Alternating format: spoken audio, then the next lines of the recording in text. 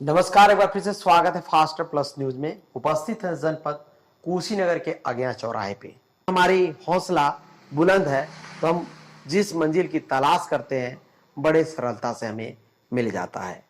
आज आपको बता दें कि बहुत सारे लोग जो होते हैं अपने शरीर को लेकर, अपनी दिव्यांगता को लेकर परेशान रहते हैं, और जो लोग हष्ट पुष्ट यानी स्वस्थ होते हैं वो कहीं ना कहीं अपने आप को किसी कारण बस कोसते रहते हैं। लेकिन आपको बता दें कि आज जनपद कुशीनगर रामकोला विधानसभा क्षेत्र अंतर्गत अज्ञा चौराहे के कमल निषाद ने वो कर दिखाया है जो दिव्यांग होते हुए भी आज सभी के चेहरे पे खुशी का माहौल देखने को मिला है, और ऐसे विजेता घोषित हुए हैं जो आज पूरे भारत में उनकी चर्चाएं सुनने को मिल रही है।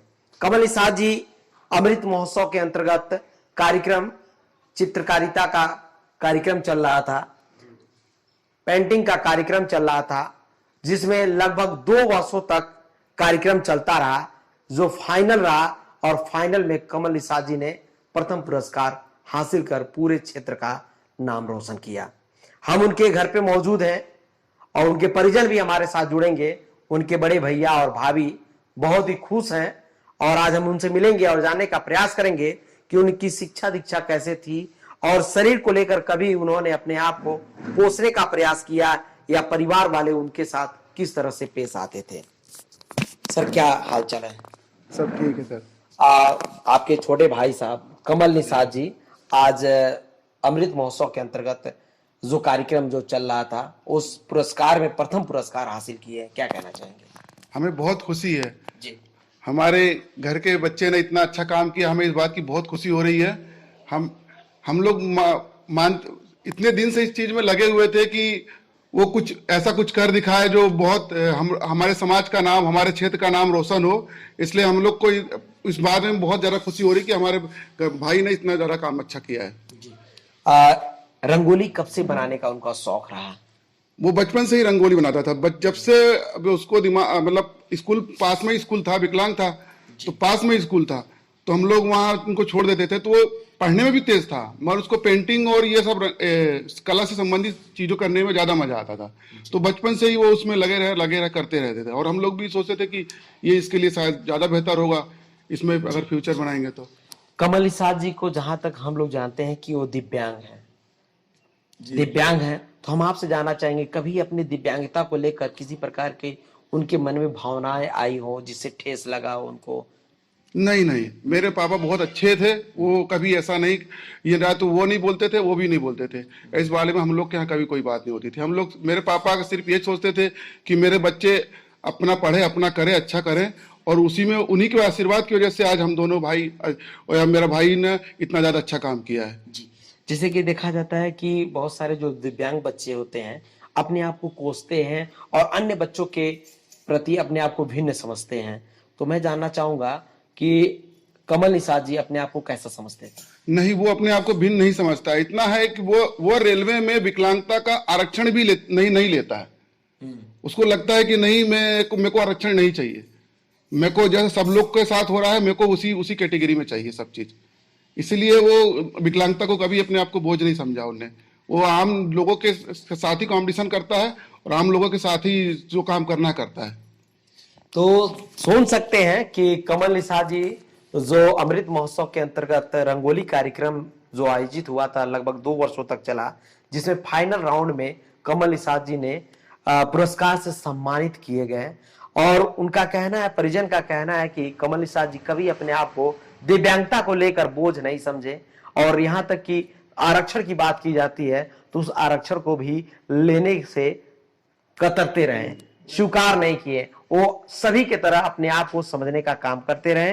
कहीं ना कहीं ये दिव्यांगता को लेकर जो लोग परेशान होते हैं, जो अपने आप को कोसते हैं और अन्य लोग से भिन्न समझते हैं, उन्हें एक सीख है, उन्हें एक प्रेरणा है जो कमल निषाद से सीख सकते हैं। और आज कमल निषाद ने वो कर दिखाया है जो पूरे जनपद के साथ साथ पूरे भारत में नाम रोशन कर रहे हैं। हमने सुना है कि उन्होंने लगभग 115 घंटे पेंटिंग का कार्य यानी कि रंगोली बनाने का कार्य किए थे।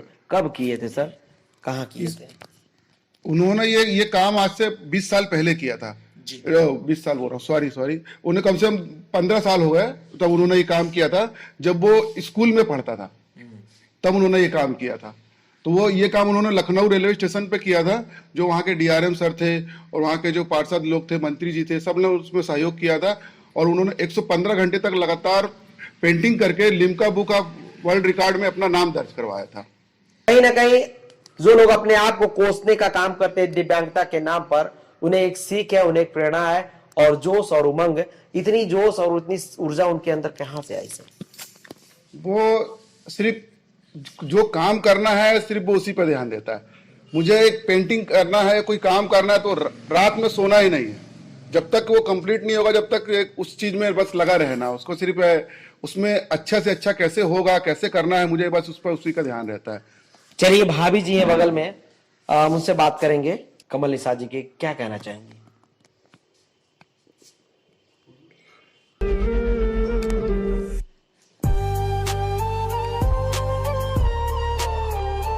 चूंकि भाभी हैं और देख सकते हैं ये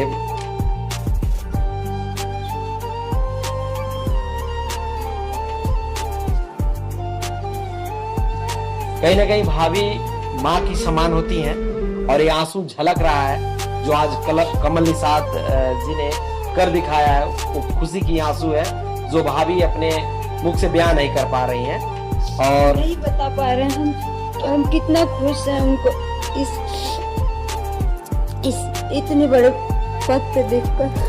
मुझे बहुत खुशी हो रही है। मैं चाहती हूँ हमेशा वो अपनी जिंदगी में ऐसी सफलता प्राप्त करते रहे, हमेशा आगे बढ़ते रहे।